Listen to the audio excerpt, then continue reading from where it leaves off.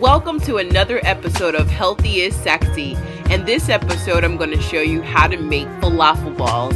Let's get started. The very first step I took was to actually food process some still oats to make oat flour to replace the flour that we normally use in this recipe.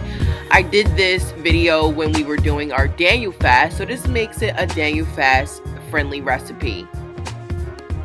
The main ingredient in falafel balls are garbanzo beans, or better known as chickpeas. I used fresh garbanzo beans, and what I did was soak them in cold water overnight. This is very important if you're using fresh garbanzo beans. Please soak them overnight. Here in this recipe, I am going to use 2 cups of garbanzo beans. And if you're paying really close attention, you'll notice I made a very big mistake here. Now I'm adding some fresh cilantro that I actually cut up, and I'll share the mistake later. The next step that we're going to do is take that oat, we'll season it with some salt and pepper.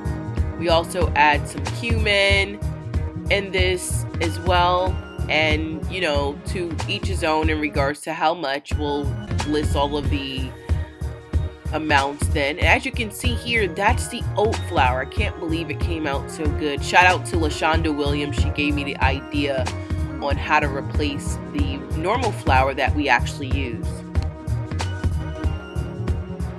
Now, as you can see, we used about 2 tablespoons of that oat flour. Now we're adding about a half a tablespoon of baking soda and just a little bit more seasoning. Next, you want to add your garlic. You can mince your garlic by smashing it. I'm using 3 cloves of garlic in this dish. And if you're wondering why everything looks so messy, the big mistake that I always forget to do is add my blade to my food processor. So I had to dump everything out and put the blade in. So please don't make the same mistake that I did. And our final ingredient is freshly squeezed lemon juice. I'm using 1 whole lemon. If you only use 1 cup of garbanzo beans, then of course you would only use a half a lemon. So here I'm using the whole entire lemon, and now it's time to pulse. Whoops, I almost forgot. Don't forget your onion. Add 1/2 of a large onion or 1 full small onion, preferably a yellow onion, to your mix, and also throw in some cayenne pepper. So now that we have pulsed our falafel mixture, you see we have some chunks of chickpeas, and that's going to happen. So what you want to do is scrape the sides down, and you want to repeat this process 2 to 3 times. Don't do it more than 2 or 3 times because you don't want to get a pasty consistency. You want to just get a little bit more ground, just like you see here.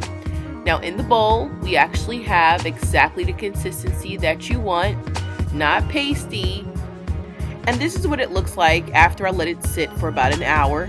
You can definitely get your cleaning done, get your oil ready. I have a deep fryer that I'm using, but you do want to let it sit for a little bit so that all of those amazing flavors can actually merge.